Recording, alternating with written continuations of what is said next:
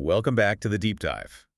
Our mission here is always the same, to take these complex, foundational intellectual legacies, the kind that can fill a university library, and boil them down to the essential, must-know structures. And today, we are strapping ourselves in for a major one. A huge one. We're exploring the architecture of the human mind itself through the towering work of Claude Lévi-Strauss. Claude Lévi-Strauss, who lived from 1908 all the way to 2009, was a Belgian-born French anthropologist and ethnologist. And, it's no exaggeration to say he's one of the most transformative figures of 20th century social science. Absolutely. His work wasn't just part of structuralism. In many ways, it was foundational to it. He shaped anthropology, philosophy, the humanities for decades. For decades. Okay, so let's unpack this right away. Let's just jump to the really radical conclusion that brought him both fame and a lot of controversy. Yeah.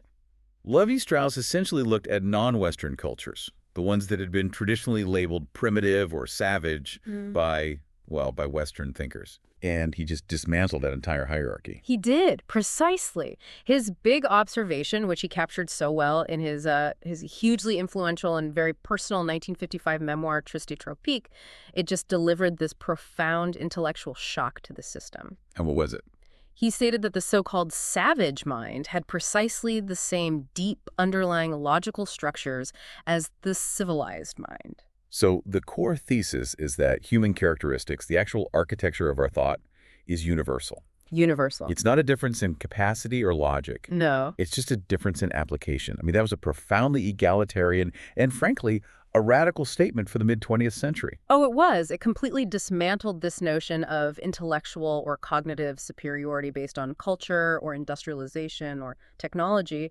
Lévi-Strauss just argued that the similarities far, far outweigh the differences once you start looking beneath the surface. And the mechanism he used to prove this deep structural similarity is what we call structuralism. So if we're looking for the essential shortcut definition here, what is it? Structuralism, as he defined it and applied it, is the systematic search for the underlying constant patterns of thought that govern all forms of human activity and culture. It's a methodology, then. It's a methodology. It applies this rigorous, almost scientific, pattern-seeking approach to things that seem arbitrary or just surface-level cultural phenomena. Like what, for instance? Well, anything. Whether that's the rules governing who you're allowed to marry, the way people name plants, or the really complex narratives you find in ancient myths.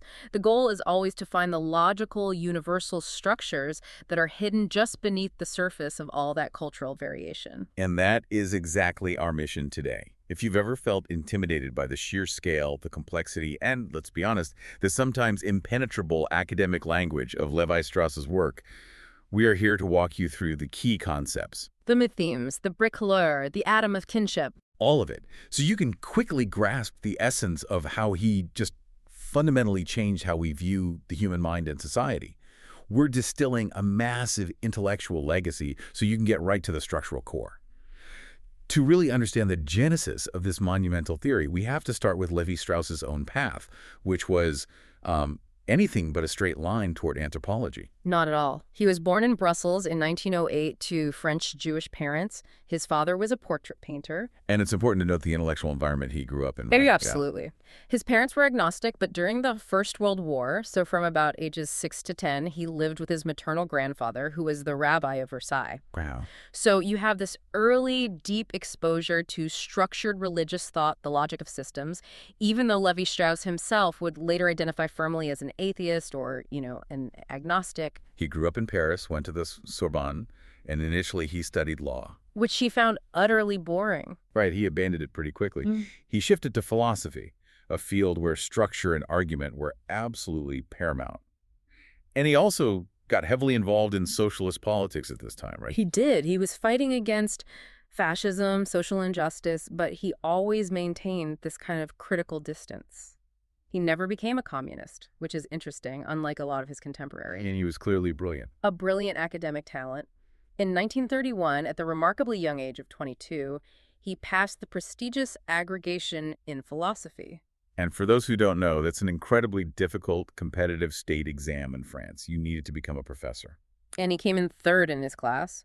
But this success coincided with the Great Depression. So he was credentialed, but finding a suitable high-level academic post was difficult. He needed to support himself, his family. Necessity, as they say, is the mother of invention, or in this case. The mother of structural anthropology. Exactly. Yeah. Because in 1935, he took this last-minute, slightly unusual offer. He was part of a French cultural mission to Brazil. Right, serving as a visiting professor of sociology at the brand new University of São Paulo. And his then-wife, Dina, who was actually a trained ethnographer, she was recruited as a visiting professor of ethnology. And that trip. That was everything. It proved to be the absolute catalyst. It was during his time in Brazil, from 1935 to 1939, that Claude Lévi-Strauss conducted his only ethnographic fieldwork. He was effectively converted to anthropology right there in the Amazon. He went with Dina on these research trips deep into the Mato Grosso and the Amazon rainforest. They started briefly with the Guaycuru and Boroa tribes. Later, he spent a much more substantial period over half a year with the Namaquara and Tupicahahip societies. This experience just completely solidified his professional identity. But we have to add some crucial context here about his method. Yes, we do. As he recounted himself, and as critics like Edmund Leach later emphasized, Lévi-Strauss probably spent no more than a few weeks in any one place. And he struggled with the languages. He often struggled to converse easily with native informants in their own language. Which, as anyone who knows the history of anthropology knows, is highly uncharacteristic. It's not the deep, participatory, immersive field work that was championed by figures like Malinowski. No, he wasn't a traditional boots-on-the-ground ethnographer in that classical sense. So what was his contribution then? The key distinction is that his contribution wasn't deep linguistic immersion. It was the immense theoretical power of the framework he later built, a framework based on comparative data and an existing knowledge base, all filtered through this incredible structural logic. He used empirical observations to feed his theoretical engine. And that engine was built not in Brazil, but during the wartime exile that followed. Right. He returned to France in 1939 for the war, but after the French capitulation in 1940, he was dismissed from his teaching post under the Vichy racial laws because of his Jewish ancestry. The irony is just profound. It is. Rejected by the European academic establishment due to anti-Semitic laws, he secured passage on a boat to Martinique, eventually making his way to the U.S. He spent the bulk of the war in New York City.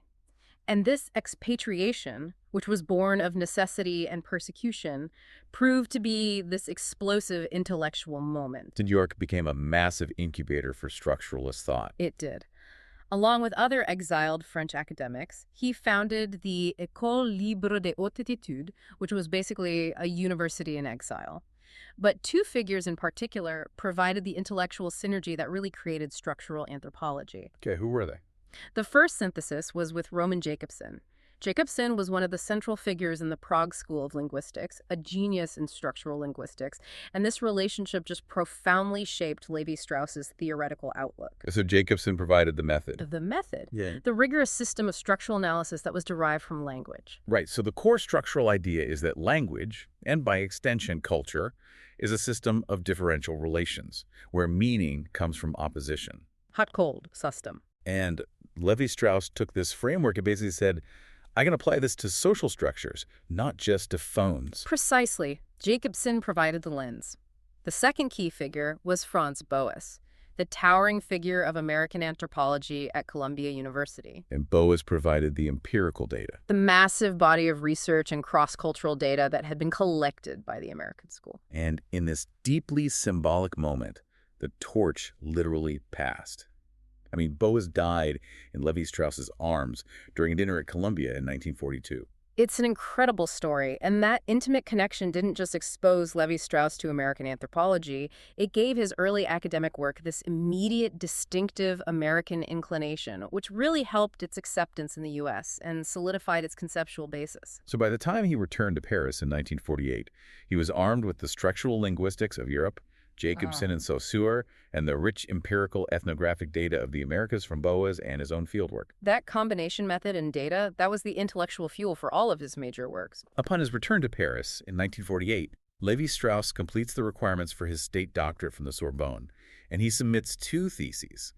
The minor one was a classic ethnographic study of his Brazilian fieldwork, La vie familiale et sociale des Indiens Nhambiquara. But the major foundational thesis changed everything. Les structures élémentaires de la parenté, or the elementary structures of kinship. Published in 1949.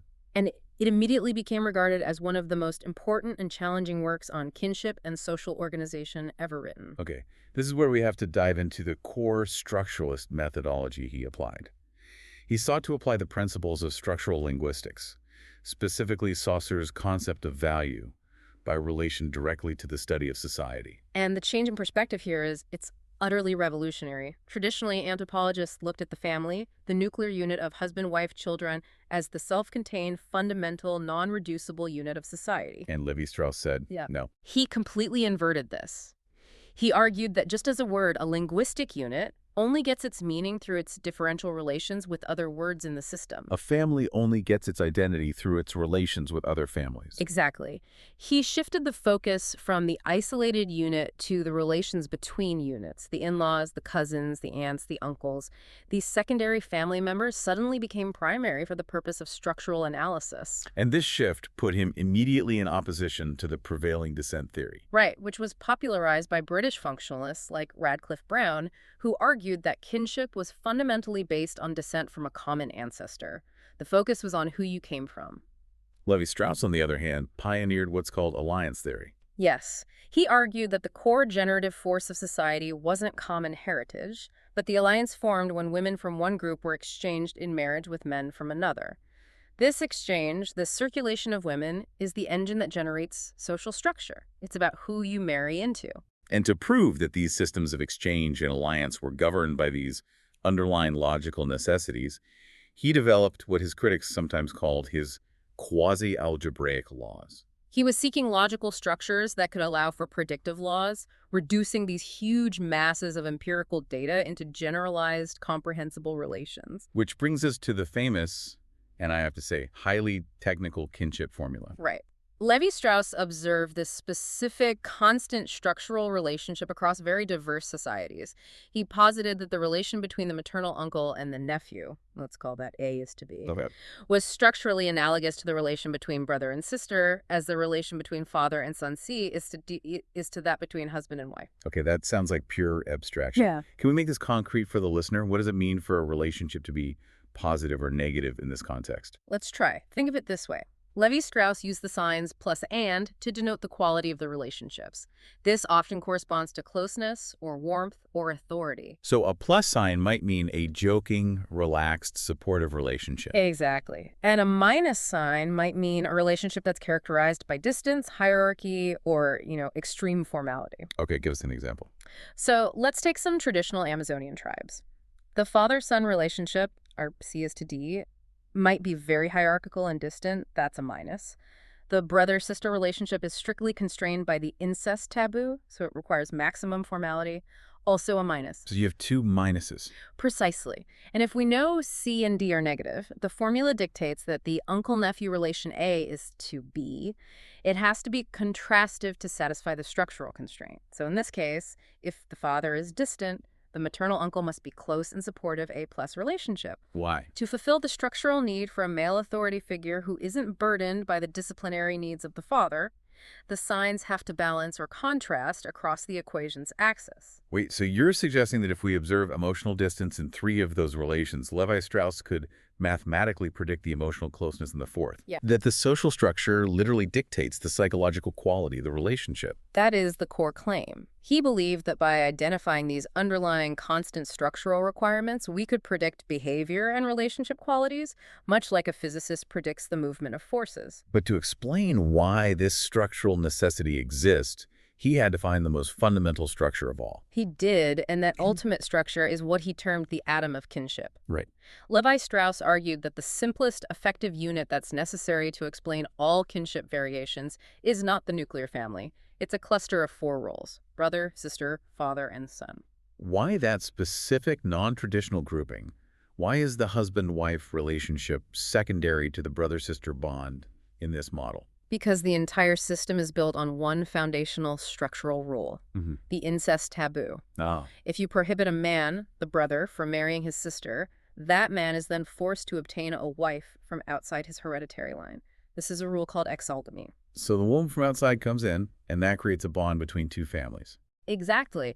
That requirement ensures the continued, necessary circulation of women between clans. This continuous exchange, the act of giving and receiving wives, is the fundamental mechanism that keeps distinct clans related and peaceable. It forms the large-scale social alliance. So if the incest taboo is the engine, Lévi-Strauss is suggesting its function is not primarily moral. It's not about preventing sin or genetic issues. No, not at its core. It's purely structural. It guarantees society structure by forcing interdependence. That's the truly powerful inversion. It shifts the incest taboo from a universal ethical prohibition to a universal structural necessity. It forces the transition from a solitary natural family unit to an interconnected social structure based on exchange. Without the taboo, society just fragments into competing self-contained units. That model is so elegant, rigorous, deeply compelling. However, even within anthropology, this neat formula drew some serious internal critiques. It did. The key debate really centered on the distinction between true kinso, consanguineal, related by blood, and what are called classificatory kin in more expansive marriage systems. Can you elaborate on that? This is where the clean logic kind of meets the messy reality. Absolutely. In really complex societies with these vast systematic marriage rules, like certain four-class systems in Australia, the preferred marriage partner was often a classificatory mother's brother's daughter. Meaning a woman who was structurally defined in that role, but not actually a blood relative. Precisely. In fact, you are often explicitly not allowed to marry your true cousin. So the system is more flexible and vast than the nuclear atom really allows for. Exactly. Lévi-Strauss's atom of kinship is based strictly on consanguineal kin. The brother, the sister, the father, the son.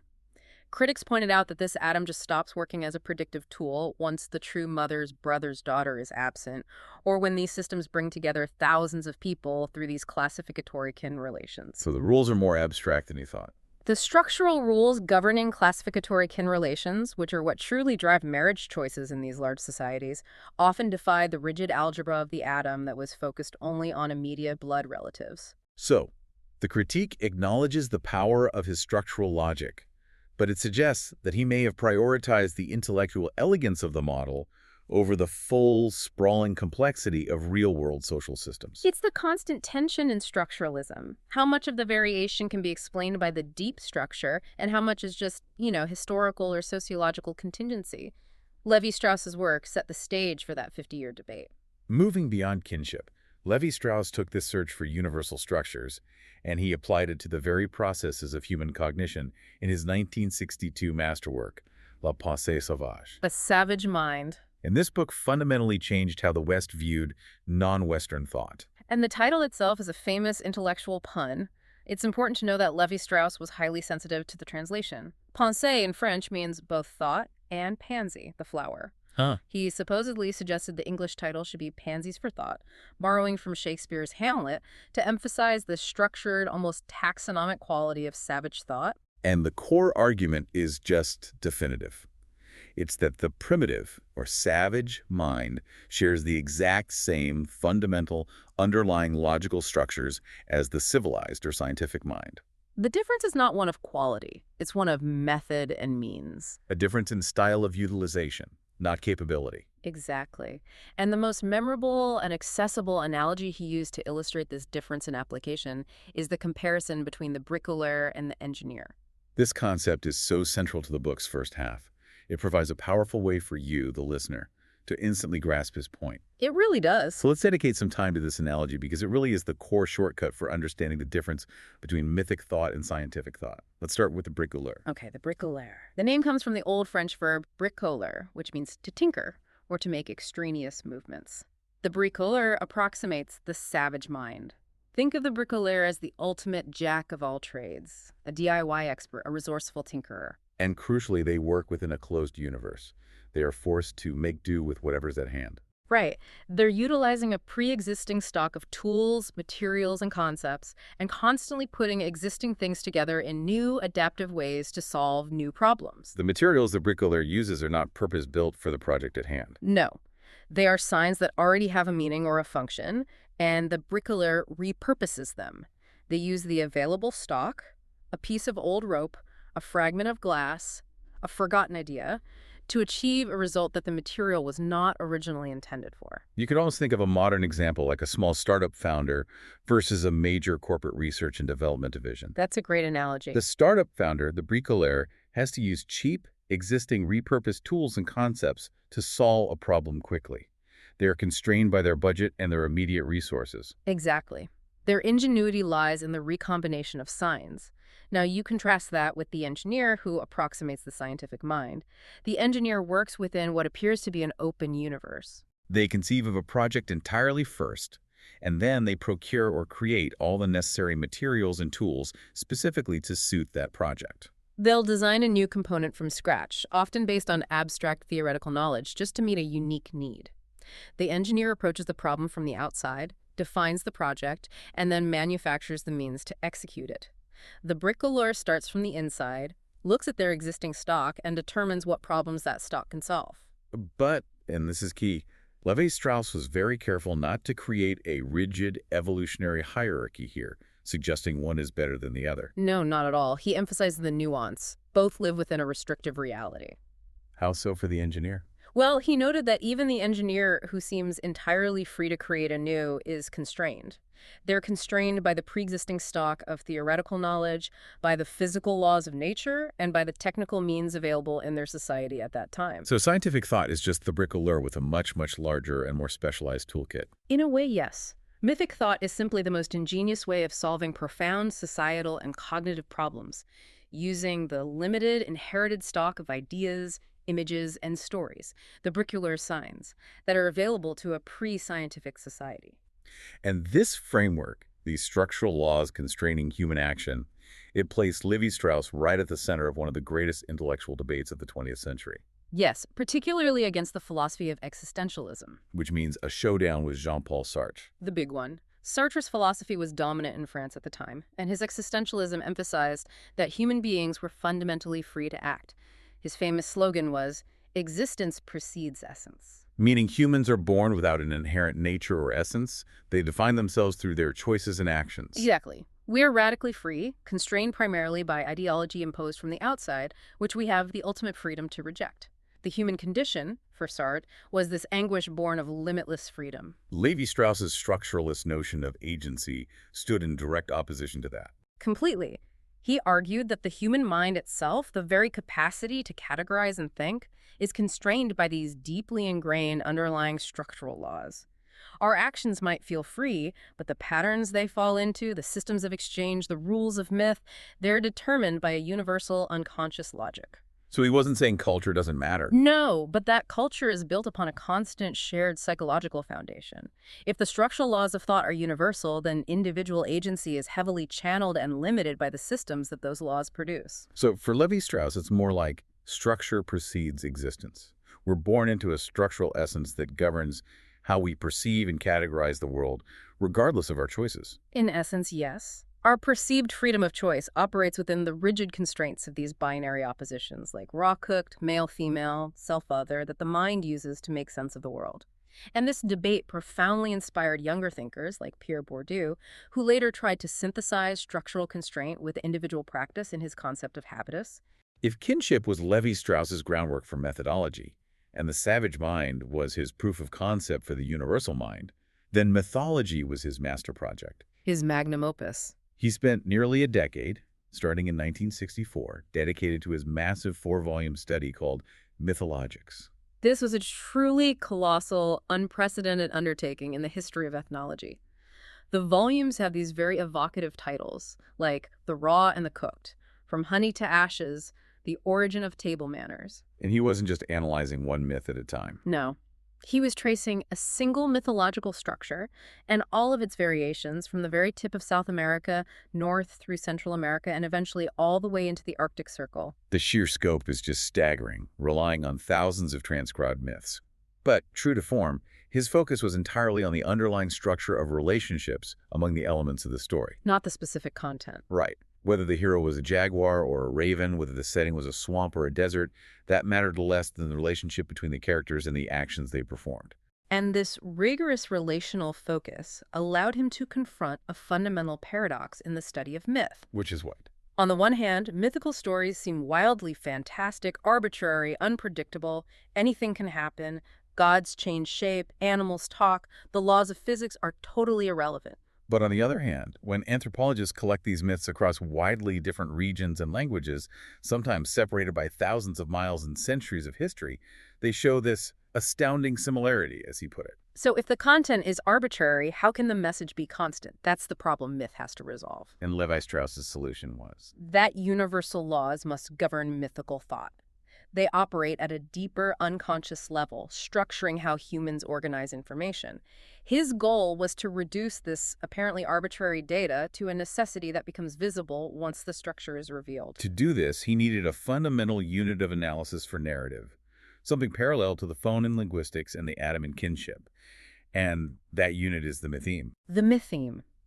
It's the fundamental unit of myth. Lévi-Strauss treated a myth like a musical score that needs to be read both horizontally, so chronologically following the story, and vertically, following the recurring patterns of relations. So if you take a myth, you break it down into a series of basic sentences or propositions. Each proposition consists of a relation between a function and a subject. For example, Oedipus marries his mother. Right, and then sentences with the same function are bundled together into mythemes. When these bundles are isolated and lined up vertically, Lévi-Strauss discovered that a myth fundamentally consists of juxtaposed binary oppositions. And this is deeply influenced by Hegel's dialectic thesis, antithesis, synthesis. Deeply. Lévi-Strauss argued that the human mind fundamentally thinks in these contrasting pairs: life versus death, raw versus cooked, nature versus culture, high versus low. Meaning is only possible because of these differences. But these fundamental oppositions, like the opposition between life and death, or profound contradictions within a society, are often irreconcilable in real life. They cause stress and anxiety. They do. So what exactly is the job of the myth? If thought is based on contradiction, the myth has to make the world seem manageable. The job of myth, in Lévi-Strauss's terms, is a kind of sleight of hand. It creates the illusion that a profound, irreconcilable binary opposition, like the fundamental problem of why humans must die, has been resolved. And how does it create that illusion? By associating the irreconcilable opposition with a structurally analogous opposition that is reconcilable, the myth introduces a mediator, a bridge figure that structurally sits halfway between the two polar terms and offers a synthesis. The most famous and illustrative example of this is the trickster figure. Yes, often the coyote or the raven in Native American mythologies. Let's break down this famous analysis slowly, because this is where the theory really coalesces and you can see it in action. Okay.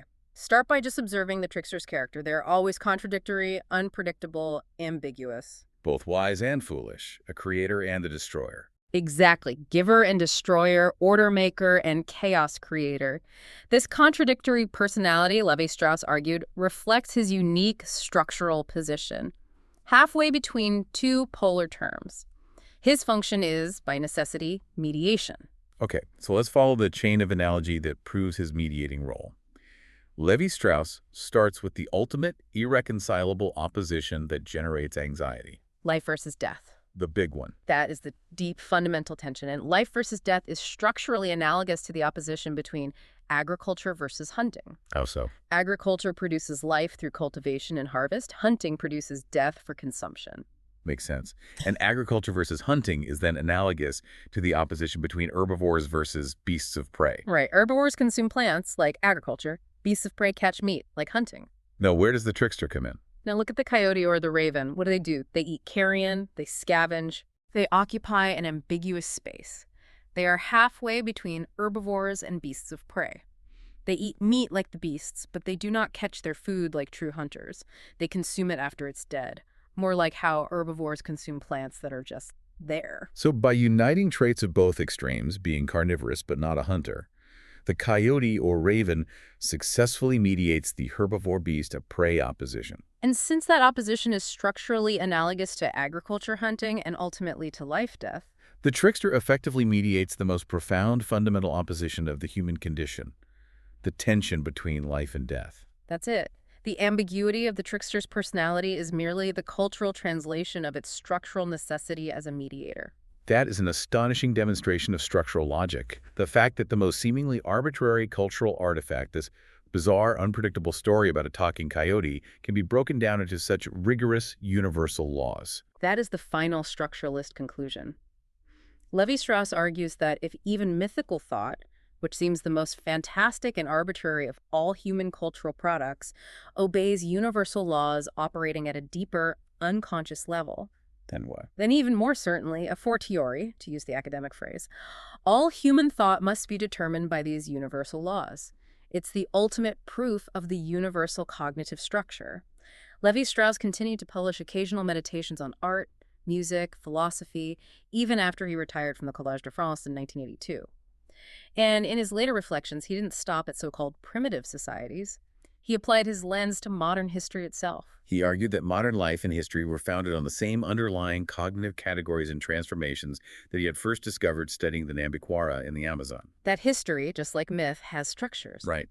He suggested that human life exists in two simultaneous timelines. There's the eventful one of day-to-day, conscious history, the narrative of kings, wars, and inventions. And then there are the long cycles, what the great historian Fernand Braudel called la longue durée, in which fundamental mythic patterns dominate, encompassing massive changes without altering the deep structure of the human mind. So the surface details change, but the underlying tensions, the binary oppositions, they remain constant. Society just keeps re-resolving the same fundamental structural problems using new content. Exactly. And this offered a powerful counterpoint to the modernist view that primitive cultures had no history. Lévi-Strauss countered that their mythic categories weren't persistent because nothing had happened. They persisted because the categories were robust and flexible enough to encompass profound historical changes like defeat, migration, exile, and contact with other groups. The structure adapts the content to fit the pattern. On a deeply personal and ethical level, he also offered this profound structuralist critique of modern Western culture, particularly our treatment of other species.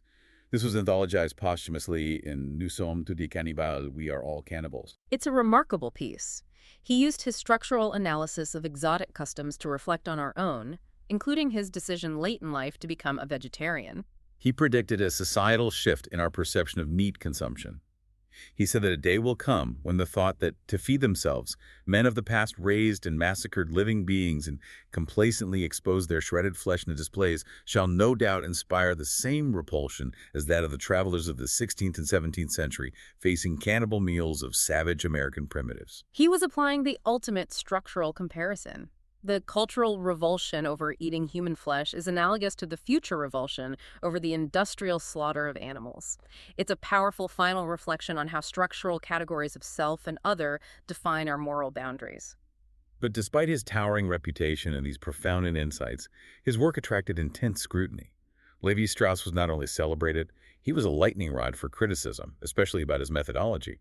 We have to talk about the critiques. The first major one focuses on his perceived lack of inductive proof, the accusation that he was working backward from a conclusion he wanted to find. Who made this argument? The anthropologist Stanley Diamond.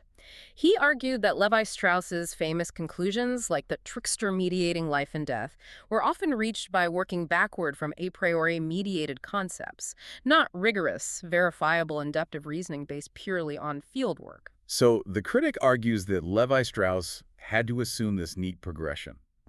Life implies agriculture implies herbivores to make the whole mediation work. Precisely.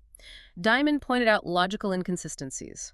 For example, Lévi-Strauss's trickster explanation rests on the coyote and raven being scavengers. But they also hunt. But the coyote and raven are also known to be active hunters. And if the structural position is what matters, why doesn't a different powerful scavenger like the bear appear as the trickster figure in those mythologies? The clean structural model fails to account for messy empirical data.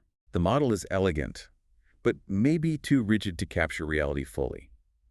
And the second major critique was leveled not at the logic, but at the sheer difficulty of understanding it. Yes, Edmund Leach famously provided this critique. He wrote that the outstanding characteristic of his writing, whether in French or English, is that it is difficult to understand. Wow. Leach suggested that his sociological theories combined baffling complexity with overwhelming erudition, a complexity so dense that it led some to suspect they were being treated to a confidence trick. Ouch. The difficulty of the language was seen not just as a scholarly artifact, but maybe as a structural barrier to critical engagement. If the work is too hard to parse, only a few elites can criticize it. And the sociologist Stanislav Andreski piled on this charge. He criticized Lévi-Strauss's scholarship as sometimes sloppy in its empirical details and argued that part of his immense reputation came from him threatening people with mathematics. Referring to his use of those quasi-algebraic equations like the kinship formula. Exactly. This use of scientific-looking notation was seen by some as a smokescreen, giving his ideas a false air of rigorous predictability when the data couldn't actually support it. That's a powerful indictment, using specialized language, like algebra, to ensure authority rather than to simplify and clarify. And yet, despite these intense criticisms, his influence proved undeniable. His career was incredibly long and decorated. He held the chair of social anthropology at the Collège de France, a position of immense academic prestige from 1959 to 1982. He was elected to the Académie Française in 1973, which is France's highest honor for a writer. He received the Grand Croix de la Légion d'honneur, numerous other awards. And in 2008, he became the first member of the Académie Française to ever reach the age of 100.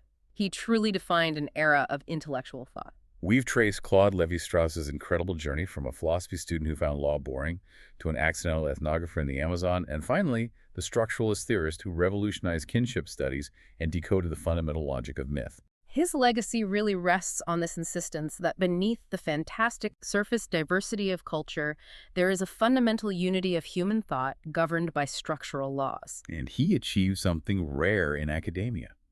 He made complex ideas exhilarating for the intellectual public, especially with the popular success of Tristes, Tropiques.